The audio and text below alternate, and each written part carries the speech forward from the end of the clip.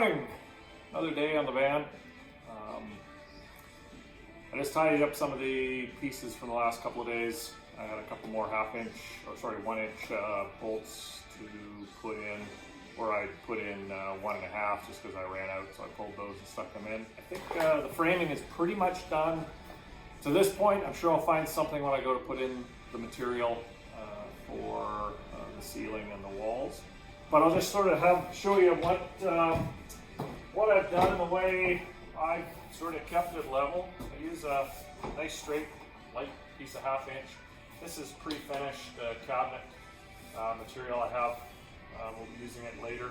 I had a strip, and I'm just sort of using it here when I put these pieces up, just to look when all my furring strips go in, and just kind of look and make sure they're all pretty level.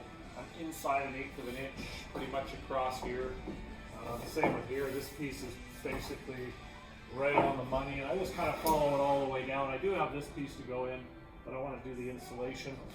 Down the wall, same thing, just making sure everything is plumb level all the way across, so when you put your wall material on.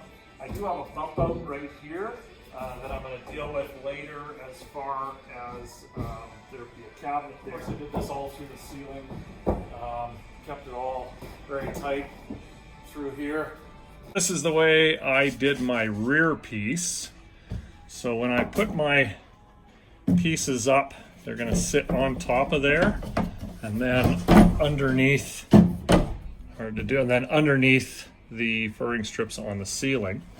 And what this piece will do is set me up for boxing this little section.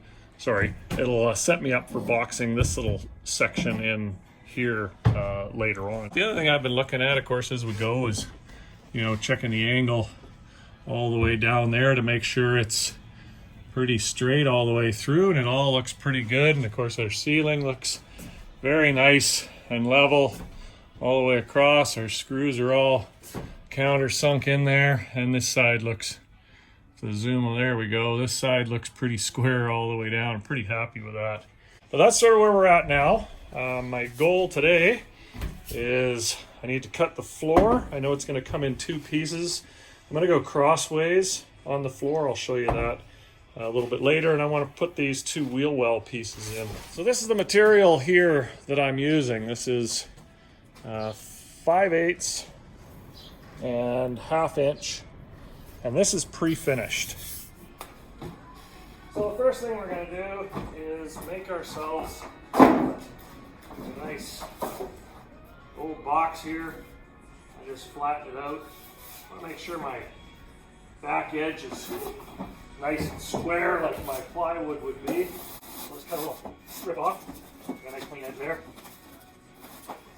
We're going to measure off here 4 feet.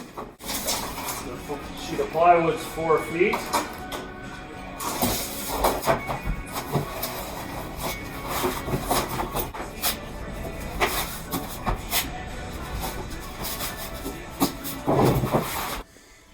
And on the Dodge ProMaster, if you look closely, there's this little ridge right here.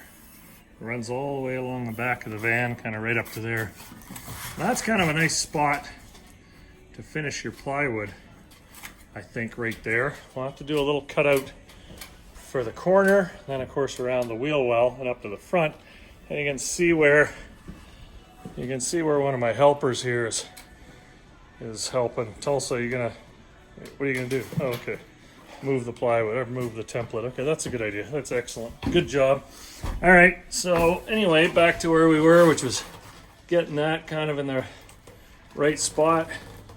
And it's gonna come, looks like the 4 feet's gonna come to just in front of the wheel well. So you might be wondering why I'm using a full piece going across this way instead of laying the 8 feet along that way and using a strip.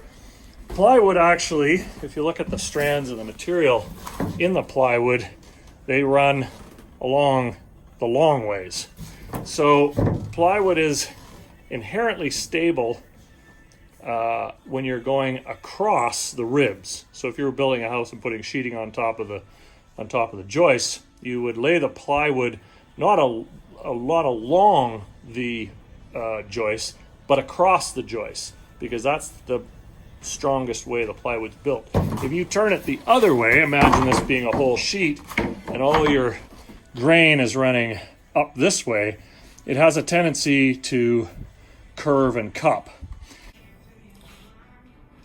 So I'm not a perfect template maker, but I'll just give you a couple ideas. I kind of go piece by piece, working a little bit at a time, just cutting off, not too much, but enough so you get the idea. I'm kind of now down to the nitty gritty, so I got my pencil out. There's a couple ways you can do it. You can just stand the pencil up and kind of scribe around where you're going, or if you think you need a little bit more, you can put your finger there and let it follow your finger kind of around and just give you a little bit more. The other thing with this, you gotta think, how tight do I really A, want it, B, need it?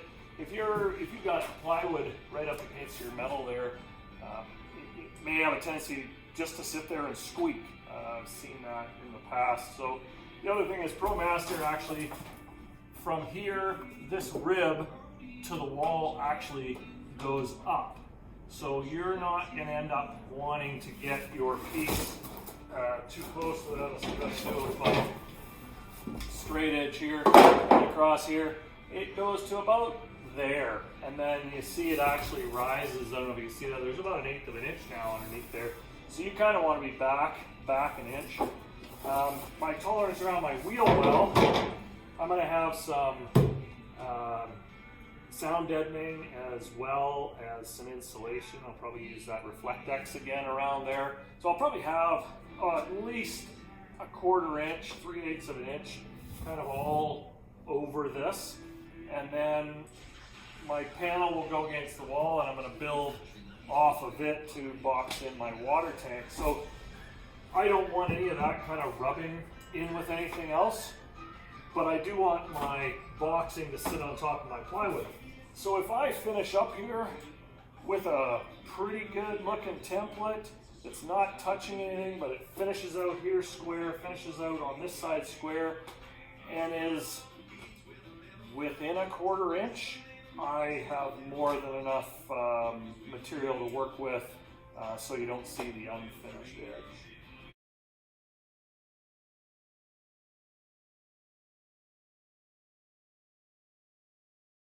So it took me a fair bit of time to build that template. Lots of little pieces. Very sharp knife. Definitely makes it work a lot better. If you have a little bit of dull, or you find yourself doing this a little bit, just get yourself another blade. But the greatest thing about a ProMaster, which is not all vans, is that you only have to do one. Because of all the little idiosyncrasies of ProMasters, a little lip coming up on the side, on the edge there above your floor panels, a few other little things. They are symmetrical at the back end when you put in your first piece. So all I got to do is measure my rise across. I'll measure my wheel wells so that my curves and so on sort of end up in the same place. And like I said, this is going to be a single piece dropping in here. And so we'll measure 8 or 9 times and cut once, and hopefully it'll all go according to Hoyle. Like I said, I got the template made. I put this piece across here just to square my template up while I draw it. Then I'll do a couple measurements across the van from where it rises up, where I decided where it was going to be flat. We'll measure back, and we'll get the other end here, we'll cut it off. I can't remember the measurement right now, so we'll cut it off, and then we'll flip our template and we'll square it up again the same way we did it here. We'll cut it, and then we'll see how it fits.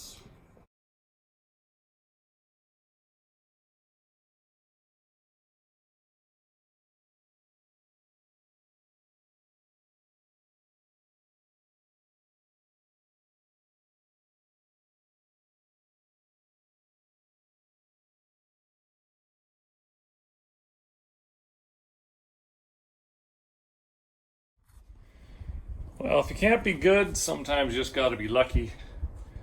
That piece worked out just perfectly. I'm just square right along this edge that I was kind of looking at right through here. That piece is going to come out. I'm going to get my sound deadening in there, and then I'm going to drill those holes to hold it in place. Other than that, looks pretty good.